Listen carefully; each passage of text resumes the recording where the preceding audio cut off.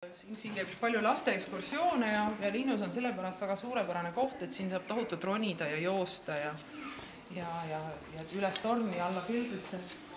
Ja alati nagu, kui on Linnuse, siis tingimata peab saama ka kuidagi võidelda ja sellepärast me praegu ei ole välja pandud, aga siin on pehmed mõõgad ja kilbid, mis on laste seas väga popid ja siis nad siin saavad veel oma energiat, mis veel üle on jäänud sellest siin mööda treppe üles-alla jooksmisest, et saavad veel siin välja elada.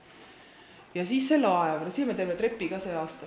Selle laevaga, selle laeva on teinud Aare Baumer ja aluseks on ta võtnud Leonardo da Vinci joonise. Leonardo oli ju suur leiutaja ja kes oma mõtetel, tema mõtted, kellel ei olnud piire, et ta ju leiutas helikopteri mingi esimese mudeli ja samamoodi ka lendava laeva, ütleme lennuki esimene selline visioon.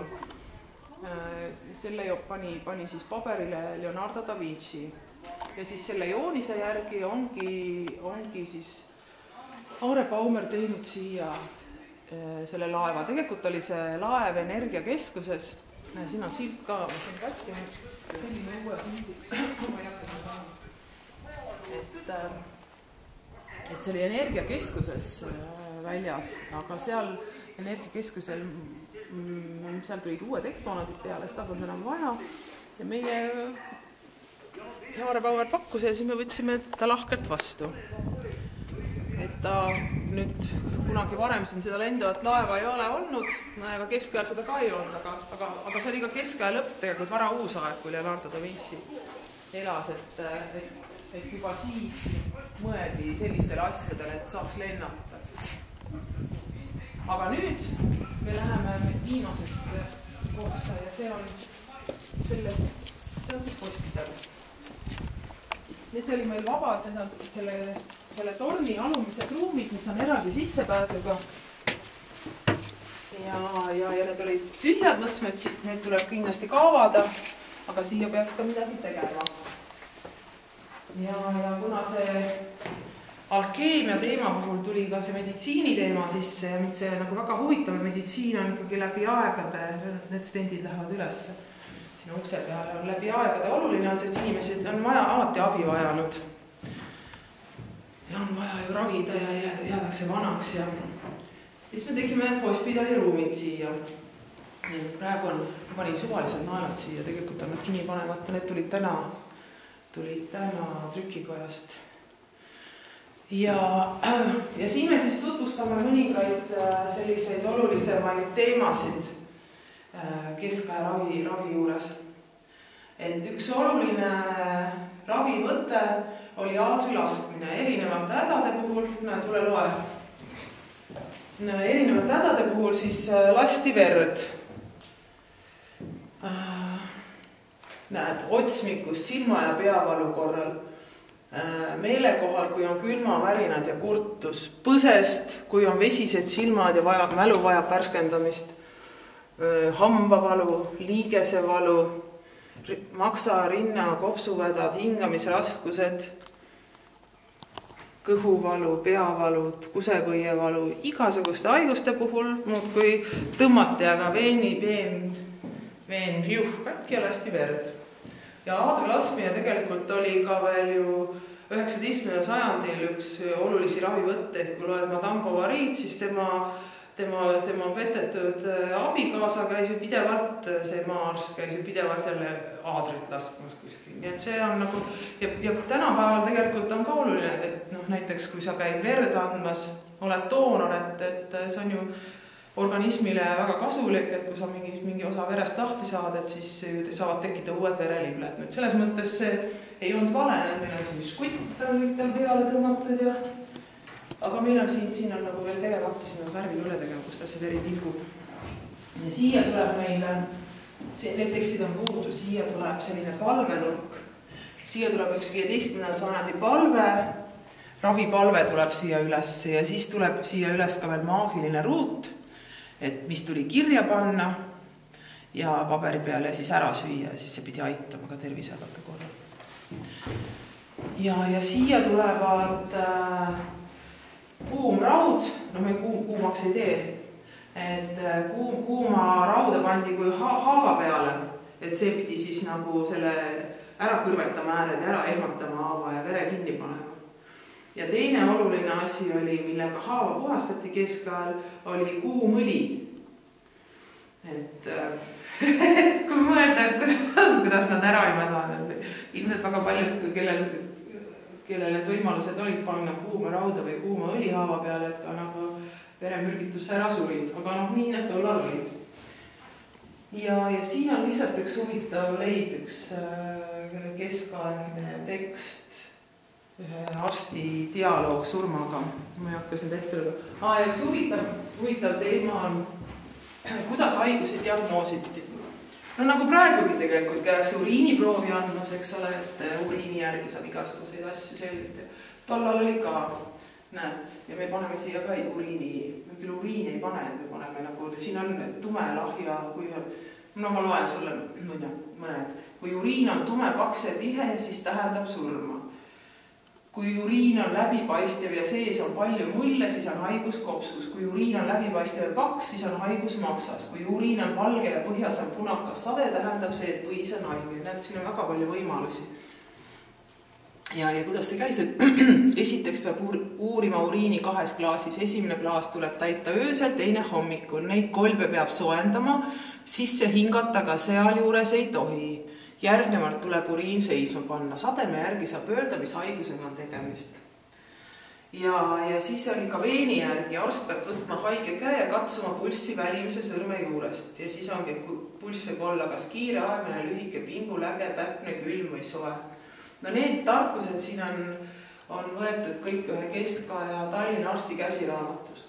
Ja need ei ole üldse välja mõeldud, vaid see oli mingi 14-15 sajandi arsti käsiraamat. Samamoodi ka see joonis on sellest arsti käsiraamatust, aga seda on suurendatud kõvasti. Nii et kõik sellised võtted ja diagnoosimine on keskajal kasutusel olnud. Et me ise ei tea, mis on juurde ei saa. Aga nüüd lähme, kuhu tuleb arstikabinet. Siia tuleb käsipuu. Seda ei ole veel tehtud. Väga põnev. Need on väga lahedad ruumid. Mul on hea meel, et meil on mingi funktsioon.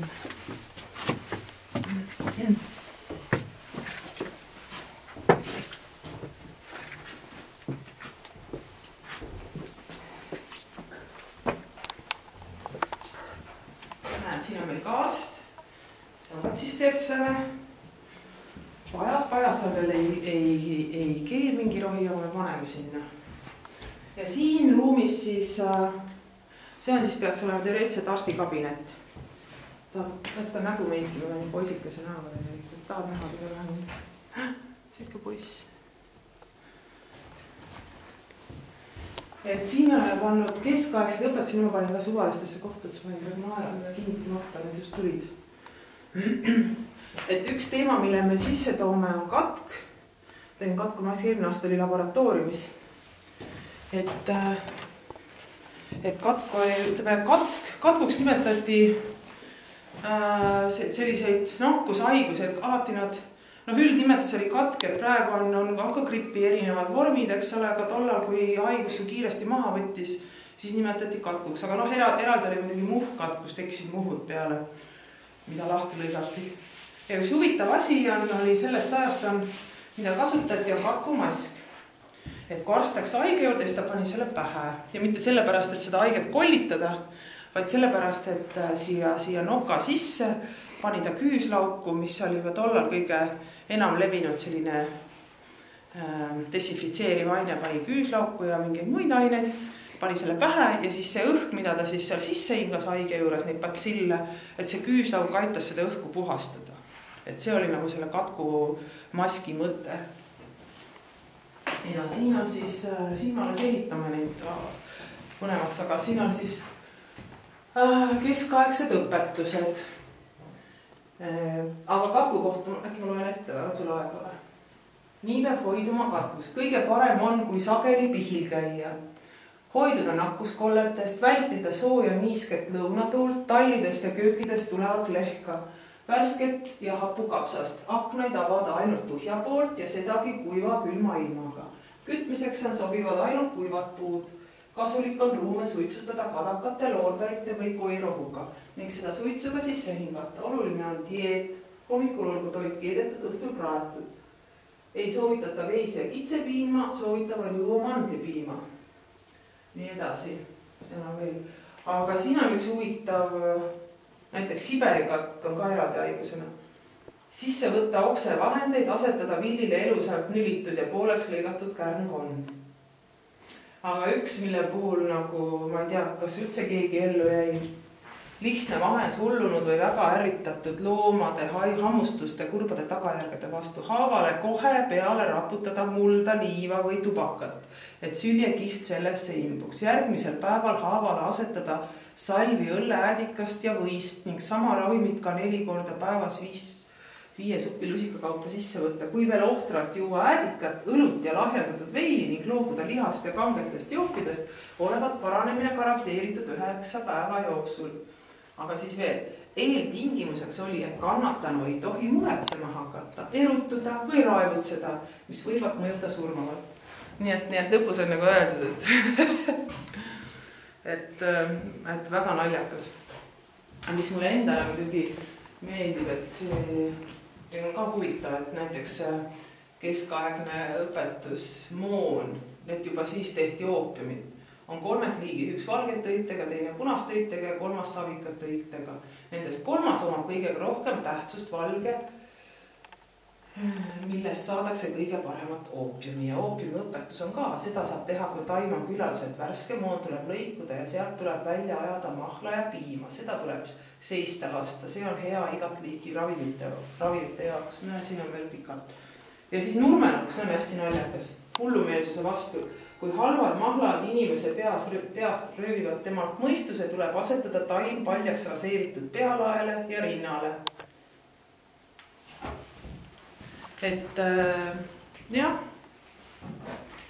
et aga nendesse peab jah siin süvenema, et keda nagu huvitab, see loeb. Aga iseenesest on truumid muidugi lahedad, sest siin on hästi palju mingeid auke, siin on, ma ei tea, mida siin truumidest tehtud on. Me üritame võimalikult vähe auke panna, sest siin on veel keskaegne substants all, et kui kunagi see torn äkki võetakse ette konserveerimine, et siis äkki saab siit alt ka mingit keskaegset, midagi keskajast välja puhastada, et selle mõttes me üritame olla hästi säästlikud, aga siin on näiteks 1959 kohe lõgne. Ja siin on ka 1800 mitmes kohas, ma olen märganud. Siin on nagu seda kultuurkihti nii palju, et ma ei tea, kas neid, et iseenesest see näiteks need Saanjad ja Vaanjad 1959 ja mis iganes, et need on juba iseenesest kultuurkiht. Et mida uurida, mis võiksid siin olla.